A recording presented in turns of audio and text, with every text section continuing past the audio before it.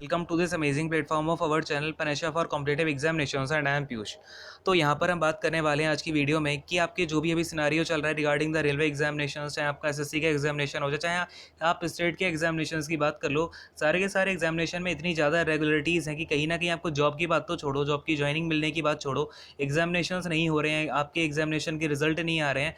तो इसके ऊपर मैं बात करूँगा और मैं बहुत ही इंपॉर्टेंट फैक्ट्स के ऊपर बात करूँगा। अगर आप मुझे फॉलो करते रहे हो या फिर अगर आप मेरे लेक्चर्स को लेते रहे हो तो आपको पता होगा मैं हमेशा फैक्ट के ऊपर बात करता हूँ। इधर उधर ज़्यादा पॉलिटिक्स की बातें मैं आपके लिए हमेशा लेके नहीं आता हूँ, ठीक है। बट टाइम यह आ चुका है कि आप अपने लिए उठ कर के कुछ सवाल पूछें, क्योंकि अब आप कॉन्टीन्यूसली पढ़ते जा रहे हो, आप अपनी मेहनत करते जा रहे हो, लेकिन अगर आपको अगले तरफ से रिस्पॉन्स मिलेगा ही नहीं तो आपको सवाल तो पूछने पड़ेंगे, ठीक है। तो यही मैं कुछ इंपॉर्टेंट पॉइंट्स बताऊंगा और कई सारे कैंपेन को बहुत ही ज़्यादा सपोर्ट कर रहे हैं और आप लोगों के सपोर्ट में बिल्कुल बहुत ही बड़े बड़े टीचर सारे के सारी चीज़ें जो है बिल्कुल आपके लिए आ रही हैं सामने। तो आप लोग बिल्कुल लगे रहो। और इसके अलावा दो तीन पॉइंट हैं जो आपके अभी मिसिंग है। मैंने काफ़ी सारी वीडियोस को देखा और उनमें ना दो तीन चीज़ें जो बहुत ज़्यादा मतलब आपको इंपॉर्टेंट, आपकी बात में बहुत ही ज़्यादा वजन लगा सकती हैं और बहुत ही ज़्यादा फैक्चुअल बातें हैं ये, ठीक है ना। मैं आपके सामने सारी की सारी चीज़ें दिखाऊंगा, डेट्स दिखाऊंगा। तो यहाँ पर आप इन सारी की सारी चीज़ों को भी अपने पॉइंट्स में रखना और ये वीडियो का पूरा देखना और ज़्यादा से ज़्यादा शेयर करो सो दैट हम ज़्यादा से ज़्यादा लोगों तक अपनी पहुँच बना पाएँ, ठीक है। खैर, सबसे पहले तो मैं आपको बता दूँ, ये जो वीडियो मैंने 3 पार्ट में डिवाइड करी है। पहले पार्ट में हम बात करेंगे जो आपके रेलवेज़ के एग्जामिनेशन है, आरआरबीज़ के द्वारा जो आपके लिए जाते हैं। इसके अलावा जो दूसरी बात होगी वो होगी हमारी एसएससी के एग्जाम्स के रिगार्डिंग, ठीक है। फिर हम तीसरी बात करेंगे जो आपका ट्विटर पर चलने वाला है, उसमें आपको क्या-क्या मतलब प्रिकॉशंस लेने हैं। फिर मतलब ट्विटर पर ना कुछ बच्चे क्या है अभी नए आए हुए हैं, ठीक है, तो उनको नहीं पता है, तो वो सारी चीज़ों पर हम बात करेंगे और 11 AM से क्या-क्या चीज़ें होने वाली हैं, ठीक है। तो देखो यहाँ पर आपको मैं बताता हूँ, ये हम यहाँ पर सारी की सारी चीज़ों पर बात करेंगे, आपका कैसे-कैसे क्या-क्या बातें चल रही हैं आजकल, ठीक है। तो देखो, सबसे पहले मैं आपके सामने ना 2-3 बातें करूँगा। सबसे पहले तो रेलवे को हम उठा लेते हैं, पहले हमारा रेलवे का सेक्शन है। तो देखो, अभी 31 अगस्त यानी कि आपका कल एक नोटिफ़िकेशन आती है, नोटिफ़िकेशन नहीं क्या बोलेंगे हम इसको, कॉरिजेंडम। कॉरिजेंडम क्या होता है आपका, जब भी हम किसी नोटिस में करेक्शन डालते हैं ना, तो उसको कॉरिजेंडम बोला जाता है। और ये कॉरिजेंडम कौन-सा है भाई? कॉरिजेंडम नंबर 10 है। किसकी तरफ से है? ये आपका आरआरबी एनटीपीसी के लिए है, फ्रॉम आरआरबीज़, ठीक है। तो ये आपका आरआरबी की तरफ से कॉरिजेंडम आता है। इसमें है क्या, मैं आपको एक बार ब्रीफ इंट्रो दे देता हूँ इसका। इसमें है कि आपका जो भी टेंडर, अभी देखो, अभी आपका जो एग्जामिनेशन है एनटीपीसी का, वो आपका 2019 मार्च 2019 में नोटिफाई हुआ था। और अभी हम बात किसकी कर रहे हैं यहाँ कॉरिजेंडम में, कि जो ईसीए है, जो आपकी एग्जाम कंडक्टिंग एजेंसी होती है, उसमें आपका डिले कर दिया जाएगा और 15 डेज़ का। यानी कि आपका ईसीए की जो रिजल्ट्स वगैरह हैं, टेंडर का जो अपना सीन चल रहा है, उसमें 15 डेज़ का और डिले किया जाता है, उसे पोस्टपोन कर दिया जाएगा। अब भाई क्यों किया जाएगा, अब ये मुझे नहीं पता, क्योंकि आपके जो ऑफिशियल्स या फिर जो वर्किंग है आपकी, वो तो बहुत टाइम पहले ही शुरू हो चुकी है। और यहाँ पर अगर आप कोविड-19 का बहाना लेना चाह रहे हो तो ये बात है कि एनटीपीसी का एग्जामिनेशन 1 मार्च 2019 को नोटिफाई हुआ था, तब से लेकर के कोविड के टाइम तक 1 साल हो चुका है।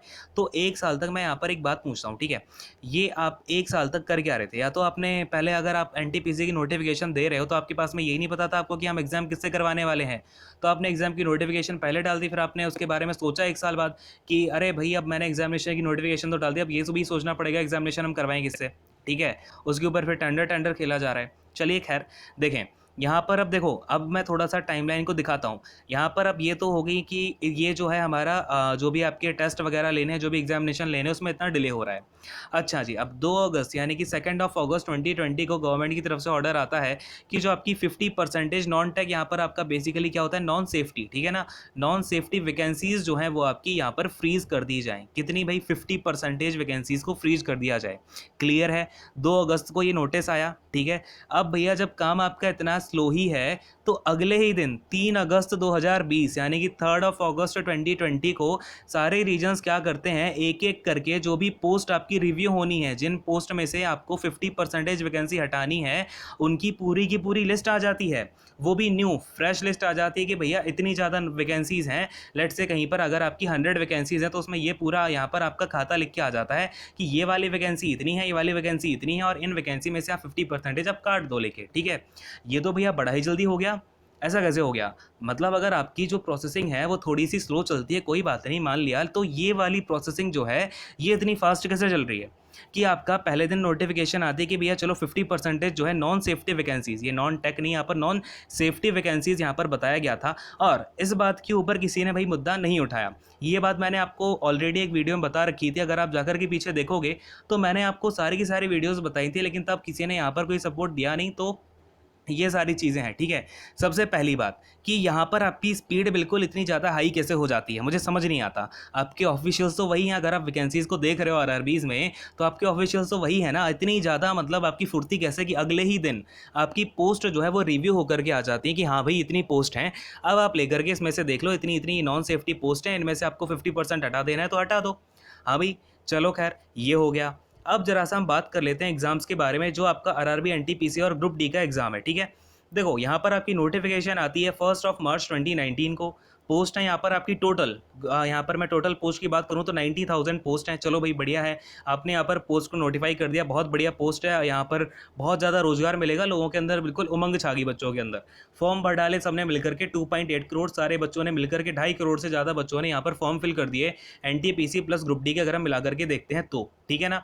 काफ़ी सारे बच्चे बिल्कुल उम्मीद लगा के बैठे हैं, पढ़ाई बिल्कुल हमने शुरू कर दी यहाँ पर। चलो ठीक है, पढ़ाई शुरू हो गई, सब शुरू हो गया और बिल्कुल उम्मीद के साथ हमने बिल्कुल पूरा सिलेबस कंप्लीट कर डाला। फिर हम देखते हैं कि चलो अब एग्जामिनेशन डेट तो आ जाए, कोई बात नहीं। एग्जामिनेशन डेट का हमने वेट किया, ये देखो भाई वेट करते चले जा रहे हैं, कोई बात नहीं, 550 डेज प्लस हो जाते हैं फिर वहाँ से। और फिर यहाँ पर हम आज के टाइम, आज की डेट कौन सी है, 1 सितंबर 2020।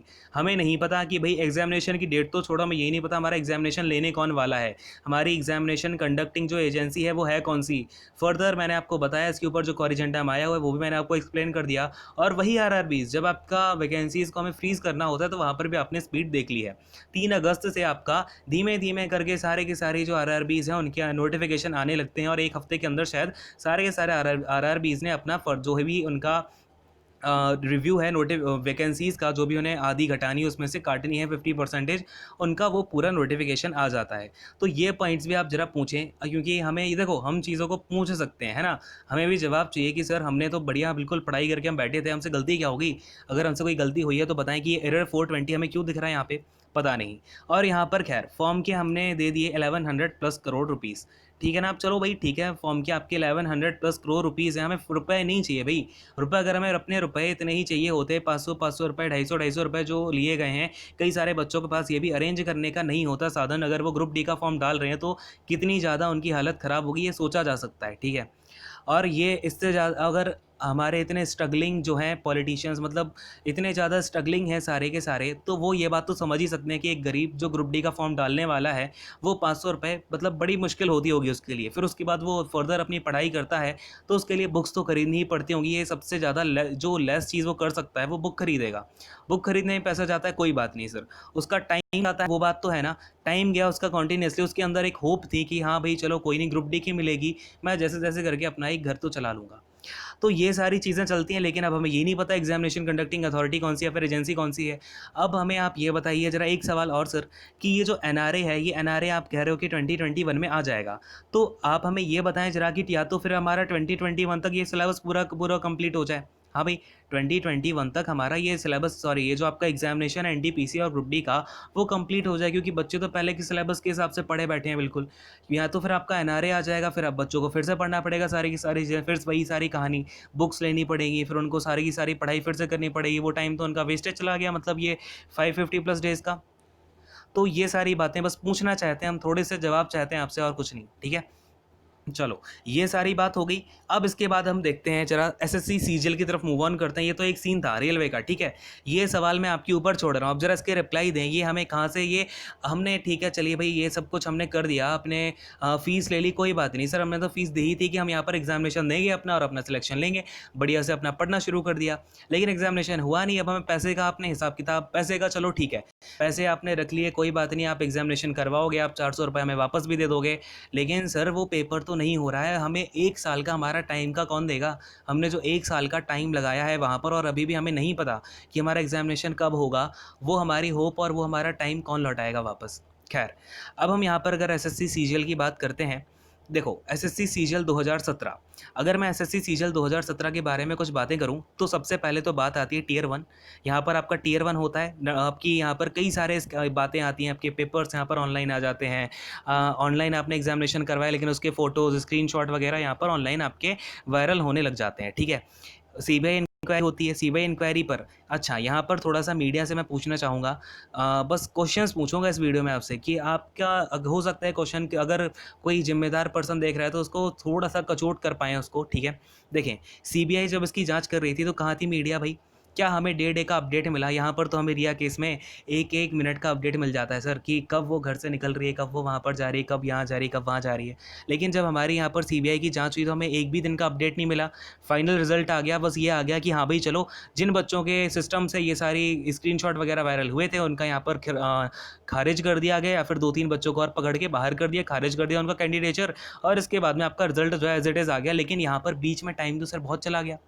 हमें हासिल तो कुछ भी नहीं हुआ, और इसके लिए लड़ाई किसने लड़ी, और यहाँ पर नकल भी हो जाती है, पेपर भी आपके ऑनलाइन दिखे जाते हैं कि हाँ भाई स्क्रीनशॉट आ गए हैं, लेकिन उसके बाद भी बहुत टाइम तक एसएससी बोलते हैं कि नहीं भाई कुछ हुआ ही नहीं है।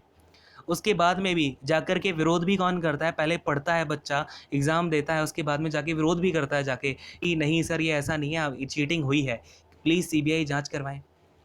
खैर, देखिए ये तो थी 17 की बात, चलो ठीक है, 17 के बाद से चीज़ें बिल्कुल बढ़िया हो जाती हैं। इसके बाद में अपना अगला सिस्टम आ जाता है, कंपनी भी हमने बढ़िया ले ली टीसीएस, आपका एग्जामिनेशन बढ़िया से होता है।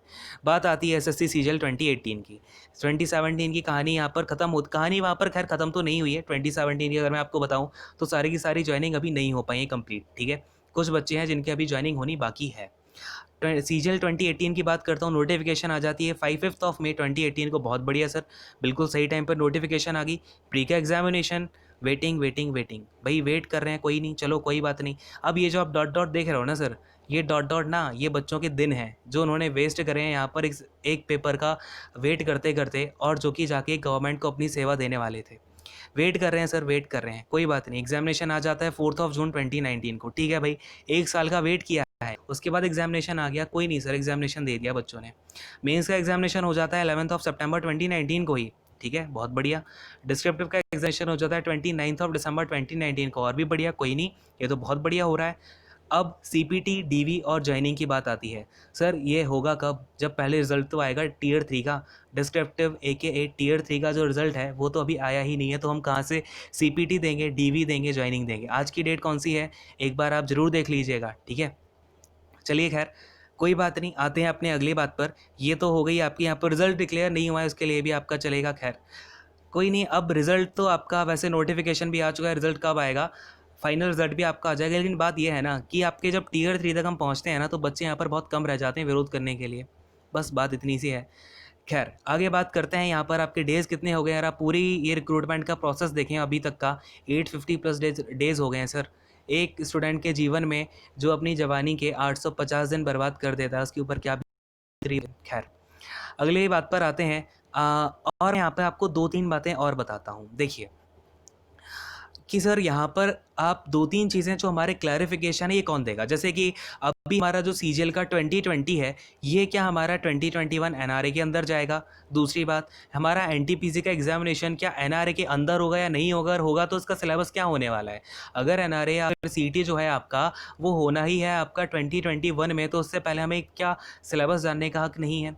अगर आपका एनटीपीसी उसमें होने ही वाला है, खैर चलिए, टाइम वेस्ट तो बहुत हुआ, पढ़ाई बच्चों ने बहुत की, अपना जो है बिल्कुल दिमाग उसमें लगा करके अपना टाइम वेस्ट किया, सब वेस्ट किया। घर वालों ने भी सोचा कि चलो बेटा पढ़ रहा है, इसको पैसे दे करके बाहर और भेज देते हैं, कोचिंग में भी टाइम बर्बाद हुआ होगा उसका, कोचिंग में टाइम बर्बाद छोड़िए, उसका पैसा बर्बाद हुआ होगा।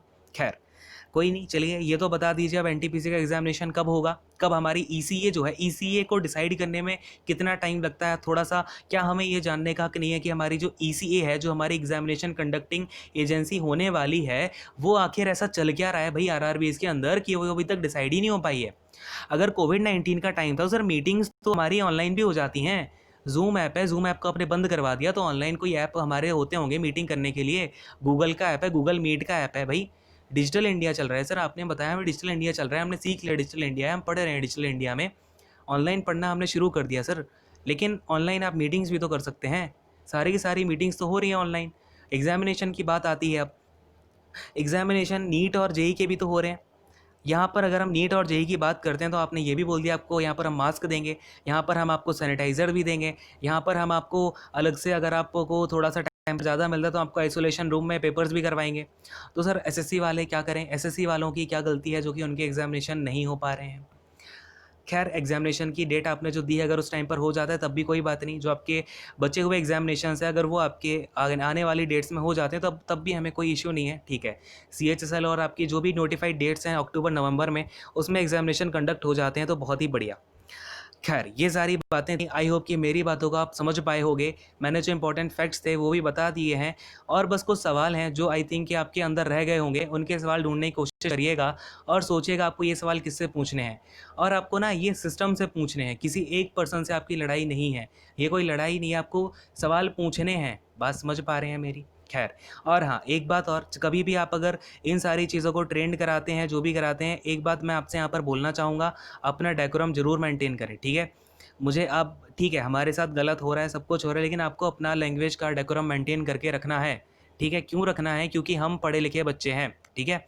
आप पढ़े लिखे हो तो आप अगर कल के दिन ऑफिसर बनने ही वाले हो तो उसका परिचय भी आप अभी से दें, और बहुत पोलाइटली। गांधी जी को हम फॉलो करते हैं तो थोड़ा गांधी जी के ही वे में चलने का प्रयास करेंगे, ठीक है। तो यहाँ पर आपका 1 सितंबर 2020 यानी कि आज के दिन 11 AM से आपका ये हमें ट्विटर पर ट्रेंडिंग कराना है, #SSC डिक्लेयर CGL रिजल्ट। अच्छा, आप ये चीज़ ज़रूर देख लीजिए, कई सारे बच्चे क्या करते हैं, कहीं पर आपका कैप्स लॉक को इधर उधर कर देते हैं, तो ये आप थोड़ा सा ध्यान देना, ठीक है। आपका जो हैशटैग है वो यही रहेगा 11 AM के लिए। इसके अलावा आपका एक पर्टिकुलर हैशटैग है, ये तो हमेशा चलना ही चाहिए। एक है speak up for SSC railway student, एक है speak up for SSC railways student. ये ध्यान देना, यहाँ पर एक रेलवे है, एक यहाँ पर रेलवेज है, तो ये आप जाकर के करा सकते हो ट्रेंड। ये किसके हैं? ये हैं स्टूडेंट्स के, ठीक है। ये स्टूडेंट्स हैं जो अपने सवाल पूछने की कोशिश में इधर उधर अब ऑनलाइन ही डिजिटल इंडिया में डिजिटल तरीके से अपने सवालों के जवाब खोजने का प्रयास कर रहे हैं।